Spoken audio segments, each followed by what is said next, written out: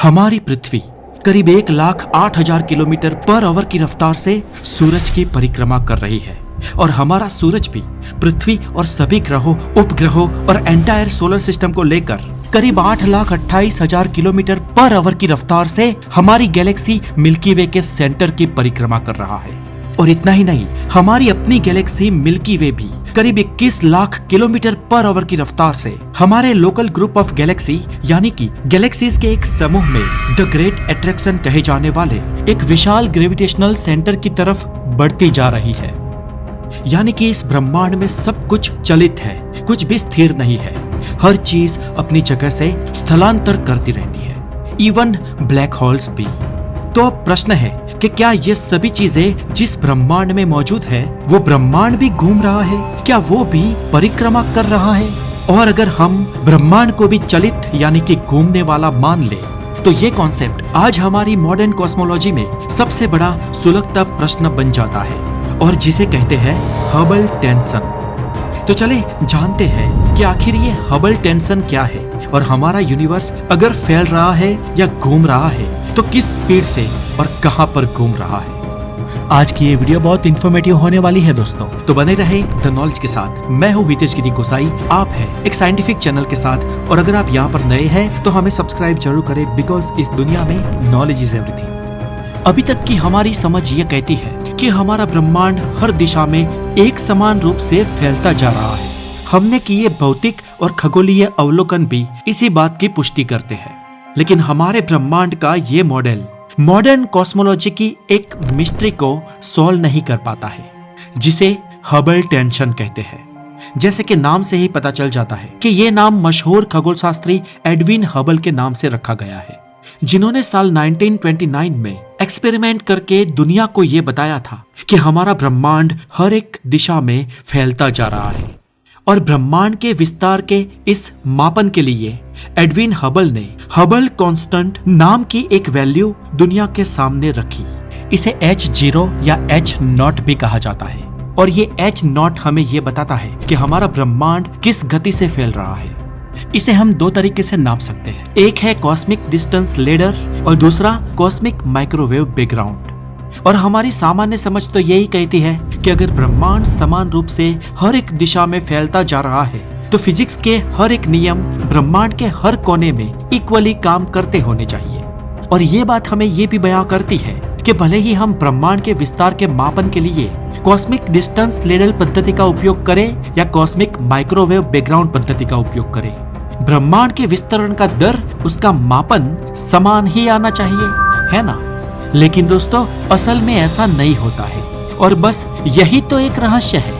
और कहने का तात्पर्य ये कि ये दोनों ही मेथड हमें ब्रह्मांड के विस्तरण की अलग अलग वैल्यू बयां करते हैं। हमारे एक्सपेरिमेंट हमें ये बताते हैं कि हमारा आज का ब्रह्मांड अपने शुरुआती समय के मुकाबले बहुत ही तेज गति से फैल रहा है और गुजरते वक्त के साथ इसकी स्पीड लगातार बढ़ती ही जा रही है।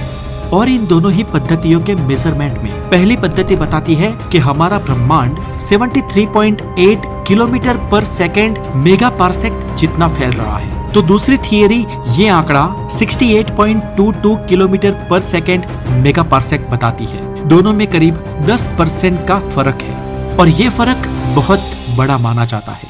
यूनिवर्स के संदर्भ में बहुत ही बड़ा है, ऐसा मान लो, क्योंकि ये फर्क 5 सिग्मा स्टैटिस्टिक थ्रेशोल्ड से भी बड़ा है, जिसका उपयोग करके वैज्ञानिक ये नापते हैं कि कोई डेटा, कोई रिजल्ट रैंडमली तो नहीं मिल रहा है ना।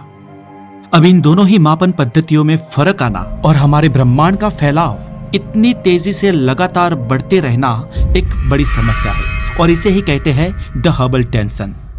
अब लाखों रुपए का सवाल ये पैदा होता है दोस्तों कि इन दोनों ही मापन पद्धतियों में इतना बड़ा फर्क आखिर कैसे आता है। और ऐसे में ऐसा हो सकता है कि कोई रहस्यमय पार्टिकल, रहस्यमय कण हो जो ब्रह्मांड के इस फैलाव के लिए जिम्मेदार हो। कई वैज्ञानिक इसके लिए डार्क एनर्जी और डार्क मैटर को जिम्मेदार ठहराते हैं, लेकिन अब तक हम इन दोनों को ही ठीक से समझ भी नहीं पाए हैं। और अभी तक हमारे पास ऐसा कोई मॉडल नहीं था जो ये साबित कर सके कि आखिर ऐसा कैसे हो रहा है। इसलिए हमें एक ऐसे मॉडल की आवश्यकता थी जो इन दोनों ही नापन पद्धतियों का डिफरेंशिएशन मैच कर सके और इसके मद्देनजर पिछले मार्च महीने में monthly notice of the royal astronomical society ने स्पिनिंग यूनिवर्स यानी कि घूमने वाले ब्रह्मांड नाम का एक मॉडल प्रस्तुत किया और ये मॉडल हबल टेंशन के प्रॉब्लम को सॉल्व कर देता है। हालांकि इस मॉडल का विचार भी नया नहीं है। साल 1949 में कुर्ट गोडेल ने review of the modern physics journal में इस मॉडल को पेश किया था और इसे स्टीफन हॉकिंग जैसे कई बड़े वैज्ञानिकों ने एक्सप्लोर भी किया था। और ये मॉडल हमें ये बताता है कि खुद ब्रह्मांड भी स्पिन कर रहा है। अब ब्रह्मांड के सभी पदार्थ जब घूम रहे हैं तो वैज्ञानिक ये देखना चाहते थे कि ये बिहेवियर नैसर्गिक रूप से क्या पूरे ब्रह्मांड को लागू होता है। और जब उन्होंने इस पर कुछ एक्सपेरिमेंट किए तो उन्हें पता चला कि इसके द्वारा तो हबल टेंशन जैसी समस्या का समाधान ही आ जाता है। और ये मॉडल कई सारे सवालों के जवाब देता है। जैसे कि ये मॉडल एक बात कहता है कि हमारा ब्रह्मांड 500 अरब वर्ष में एक बार रोटेट करता है। मतलब कि उसकी रोटेटिंग स्पीड से ये जाना कि इसे पूरा रोटेट करने में 500 बिलियन साल लग जाएंगे। ब्रह्मांड का ये चकदौर इतना धीमा है। इनफैक्ट हमारे परिप्रेक्ष्य में ये धीमा नहीं है, लेकिन ब्रह्मांड के परिप्रेक्ष्य में धीमा है, क्योंकि ब्रह्मांड का विस्तार ही बहुत ही विशाल है। हम तो इस ब्रह्मांड, इस यूनिवर्स के अंदर मौजूद है, इसलिए हमें ये महसूस होता है कि ये यूनिवर्स काफी आराम से घूम रहा है। लेकिन वैज्ञानिकों की टीम ये बताती है कि यूनिवर्स लगभग मैक्सिमम पॉसिबल रोटेशनल स्पीड के करीब, यानी कि फिजिक्स के लॉ की अल्टीमेट सीमा के करीबी रफ्तार से घूम रहा है। मतलब कि आप ऐसा समझ लो कि ये बहुत ही खतरनाक और तेज रफ्तार से घूम रहा है।